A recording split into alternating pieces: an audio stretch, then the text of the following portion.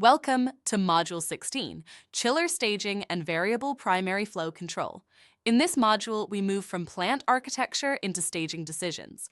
A chiller should not start because one noisy value crossed a threshold.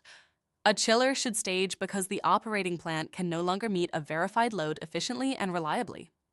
We will calculate load from flow and temperature difference, coordinate pumps and valves, protect minimum evaporator flow, manage lead selection, and test failure recovery under realistic conditions. The objectives are practical. Learners will calculate plant cooling load from flow and temperature difference, develop stage up and stage down criteria, coordinate valves and pumps, protect minimum evaporator flow, apply variable primary flow constraints, rotate lead equipment intelligently, and commission staging under realistic load and failure conditions. The goal is not to memorize a fixed percentage. The goal is to use persistent evidence that proves the plant needs a transition and can survive it. The core concept is that staging is an evidence decision. A weak sequence starts or stops machines from return temperature alone or from a fixed percent threshold. A stronger sequence combines calculated load, running capacity, supply temperature error, flow limits, availability, and persistence. The objective is not simply to run the fewest chillers, it is to meet the load reliably while respecting operating limits, avoiding excessive starts, preventing low load instability, and reducing pump energy waste. Plant load is commonly estimated from flow and temperature difference. For water, in inch-pound units, tons can be approximated as gallons per minute times delta T divided by 24. For example, 1800 GPM with a 10-degree temperature difference is about 750 tons. But the calculation is only as good as the measurements. Verify the flow meter, supply and return sensor locations, sensor bias, update age, units, and fluid properties. A perfect calculation from poor sensors is still poor evidence. Stage up should require several persistent conditions. Running chillers may be above a defined capacity or current limit. Common supply temperature may remain above target. Plant load may exceed a threshold relative to available capacity. Required flow must be maintained after the transition.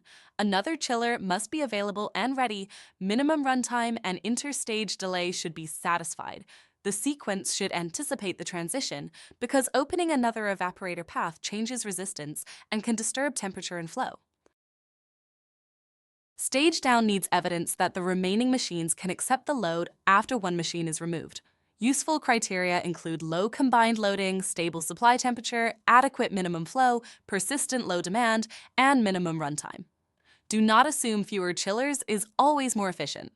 Depending on the equipment curves, two machines at moderate load may outperform one near maximum or one at an inefficient minimum. The transition should be proven by trend evidence after the machine is removed. Variable primary flow systems require special care because the distribution pumps may also establish evaporator flow. The sequence must protect minimum evaporator flow, maximum rate of flow change, and stable control. During staging, isolation valve movement changes system resistance. The sequence should coordinate pump output, verify flow before enabling a machine, and understand the minimum flow bypass. Do not assume bypass behavior. Test it and make it visible to operators. Lead selection can consider runtime, starts, maintenance status, efficiency, capacity, and operating restrictions. Simple weekly rotation may be good enough in some facilities, but rotation should not force an unavailable or inappropriate machine into service. Availability should be calculated. It may require local remote status, no lockout, valid communication, valves available, maintenance release, and required auxiliaries. Not an alarm alone is not an availability definition. Consider the worked example. The plant measures 1800 GPM with a 10-degree water temperature difference. Using the approximate water formula, the plant load is about 750 tons. Two 500-ton chillers are running at roughly 75% combined nominal capacity, and the common supply temperature is stable. A third chiller should not start merely because a fixed 70% threshold was crossed. If load rises, both chillers approach approved capacity, and supply temperature remains above set point with persistence, stage up becomes better supported. Failure recovery is part of staging design. If a running chiller trips, the plant should evaluate remaining capacity. Start available standby equipment if permitted, coordinate pump and valve transitions, and report the operational consequence. Automatic restart must respect manufacturer lockout behavior and avoid repeated attempts against a persistent fault. If a load sensor fails, the fallback may rely on conservative staging from temperature response and running capacity. The fallback should be explicit, visible, and tested. Reason codes are a powerful operating tool. Instead of a generic stage-enabled point, record why the automatic decision occurred: load high, supply temperature high, capacity limited, manual request, or failure recovery. Trend the calculated load, chilled water supply and return temperatures, flow, equipment status, capacity limits, valve positions, pump speed, timers, and interstage delay. Reason codes make trend review and operator trust much stronger because the BAS explains the decision it made. A common field failure occurs after unoccupied shutdown. A plant may have warm return water in the morning, but that does not automatically prove high load. In one example, a 3-chiller plant staged a second machine whenever return temperature exceeded 56 degrees. After shutdown, warm return water caused immediate stage up even though flow and actual load were modest. A revised sequence used calculated load, running chiller percentage, supply temperature error, availability, and persistence. Starts dropped and the plant settled more smoothly.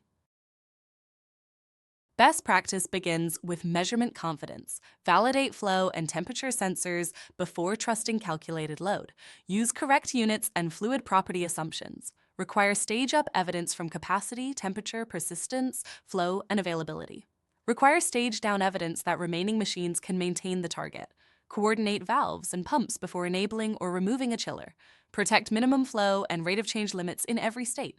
Calculate availability, track reason codes, and commission failure recovery under realistic load. Let us summarize. Chiller staging is an evidence-based transition decision.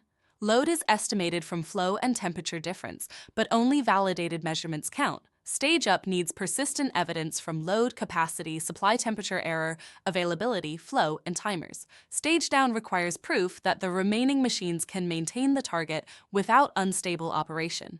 Variable primary flow systems must protect minimum evaporator flow and rate of change. Lead selection, reason codes, and trip recovery must be visible and testable.